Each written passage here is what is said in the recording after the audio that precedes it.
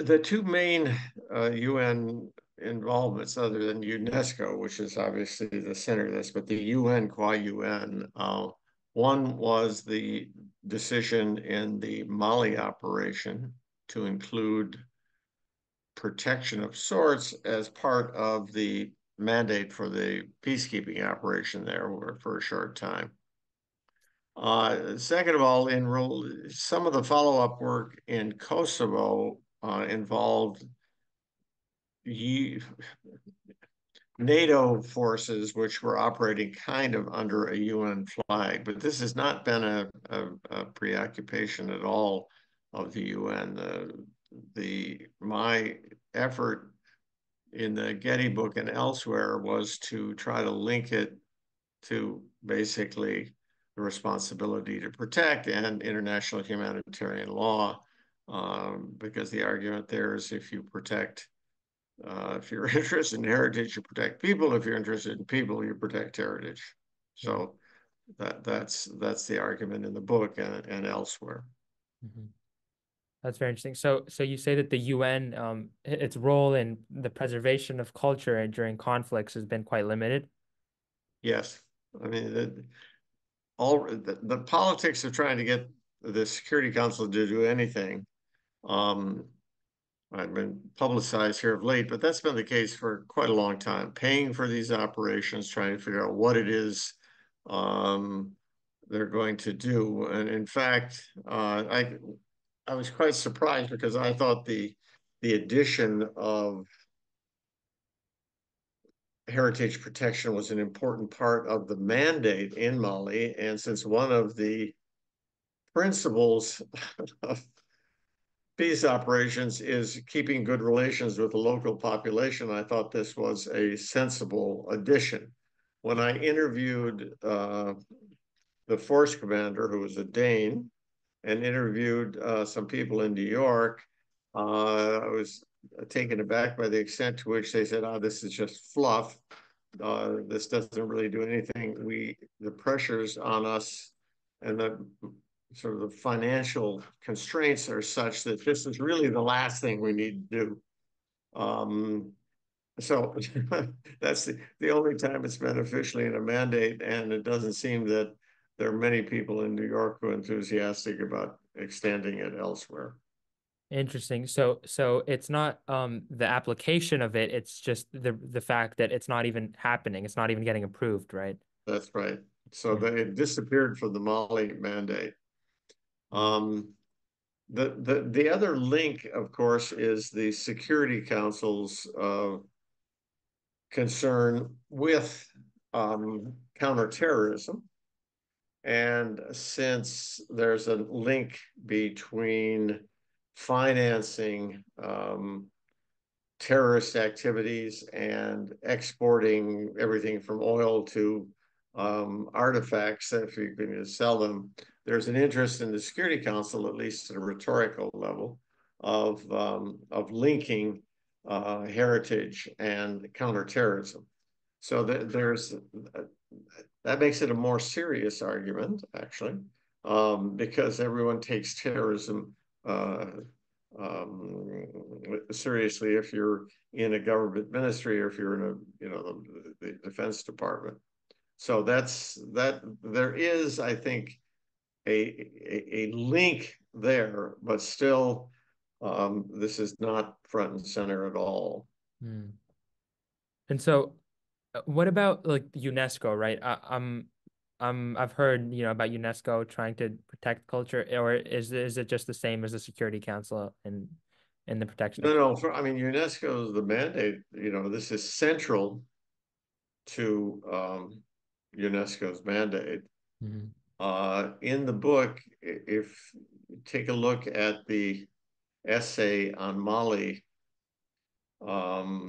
which is written by the UNESCO official who was responsible for getting the Mali operation off the ground and running it for a couple of years. Mhm. UNESCO is paralyzed by a couple of things. One, uh, very little money, Mm. in particular, since the U.S. stopped financing it.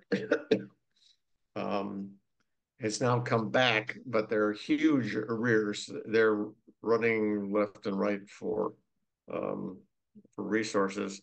But in addition, UNESCO is, and I don't think that many people don't know anything about the organization who dispute this. It's one of the most politicized and most bureaucratic of the UN's specialized agencies. So it's hard to dispute that. They do some good work despite all of that, but they're not, if I were giving my own resources, I give those to UNICEF and UNHCR. I certainly wouldn't give anything to UNESCO. And I'm not the only person who feels that way. I'm doing a little work these days with the National Museum of Asian Art of the Smithsonian. And the skepticism about UNESCO's ability to do anything runs very deep in the State Department, in the Smithsonian, and lots of other places. So I mean, it's as I say, it's reputed to be, and actually I think since I have a long comparative perspective on UN organizations, it's pretty apt as a characterization to say it's about the least effective operational organization in the UN system. It's research, it's efforts at normative development, discussions of World Heritage sites and all that is a contribution. But in terms of actual efforts on the ground, they're very weak. Okay, I didn't know that. That's an interesting fact. So if the UN isn't the one, right, doing these efforts on the ground during wartime and preservation in general, who is then? Is it non-governmental organizations or? Yeah. Yes. Which this is another theme in a lot of the work I've done, and in particular, the work I'm doing right now for the National Museum of Asian Art on this topic, because what we've done, I've interviewed 50 people involved in this industry. The vast bulk of them being non-governmental organizations. But there are so many modestly or poorly funded organizations, many of which are sort of clamoring after the same sources of funds, supposedly doing some of the same things, are competing rather uselessly for part of the action. The same characteristic, I would say, it's one of the things that over the last 50 years of either working in the UN or non-governmental organizations or researching them, whether it's development, whether it's humanitarian, or now the heritage world. There's a lot of tripping over one another. There's a lot of useless turf consciousness vying for some of the resources, useless competition. And it's basically the same across sectors, as I say, whether it's development, humanitarian, heritage protection, it's some of the same complaints come up. But it's really it's in this arena, in particular, non-governmental organizations are some of the principal players, whether those are museums, whether they're the World Monuments Fund, or if you're looking in the development arena, whether you're looking at Oxfam and Save the Children and a host of others, or in the humanitarian arena, whether you're looking at research groups, the Crisis Group, Human Rights Watch, or you're looking at the delivery of humanitarian assistance by some of the same people. The UN is a principal player, but non-governmental organizations have their own resources, and they also work as subcontractors for UN activities and development, humanitarian, and um, cultural heritage protection. So much of the money, the resources that come through UN organizations are handed over to non-governmental organizations who also have their own sources of funds. Interesting, interesting. So, what role do the local governments then play, right, in this picture, right? We have the UN, non-governmental organizations. If any, what role do the local governments actually play? Well, this actually is I in another month or two, I'd be able to give you a report that on it's I can't because it's not actually printed as yet. It's still being copy edited, but it's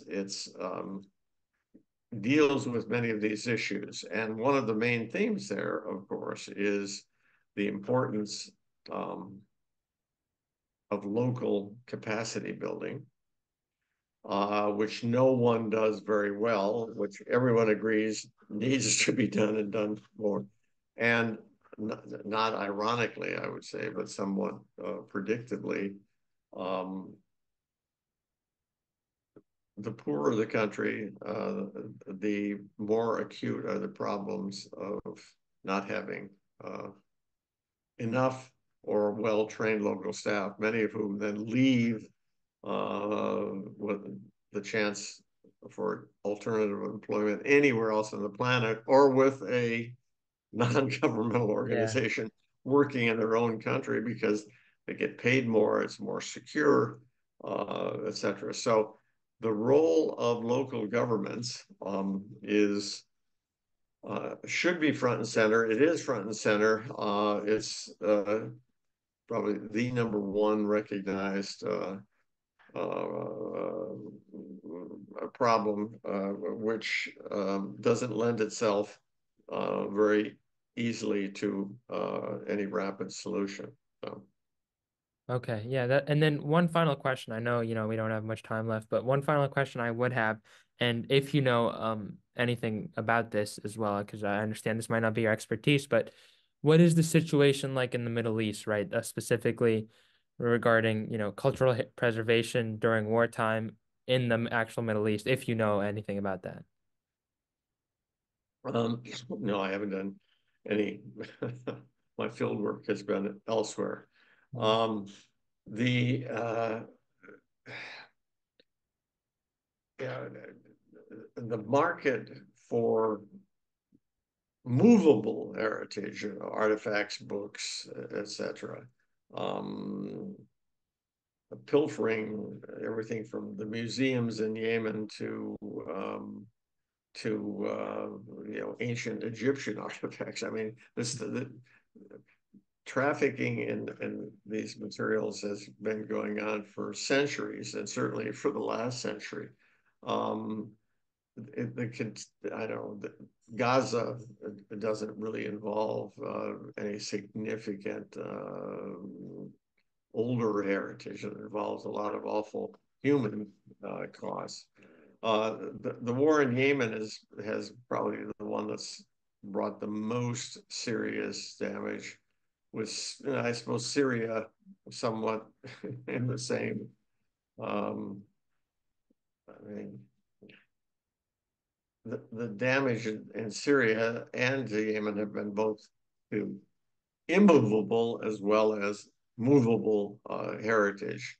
Uh, my own work has been basically on trying to protect the immovable, which is subject to bombing and looting and damage. And of course, if you've done any work in this, it's also the damage to these monuments by bad decisions about development or about the deterioration from climate are as awful. as bombing or explosions, because uh, this is not a high priority except for ministries of culture and ministries of tourism. But it's not high on the order of most governments. Who are fighting wars or fighting guerrilla groups or whomever. Uh, this just is, it's an afterthought. It's not front and center. Okay. Yeah, well, thank you so much. This discussion has been very helpful for me. So yeah, thank you so much.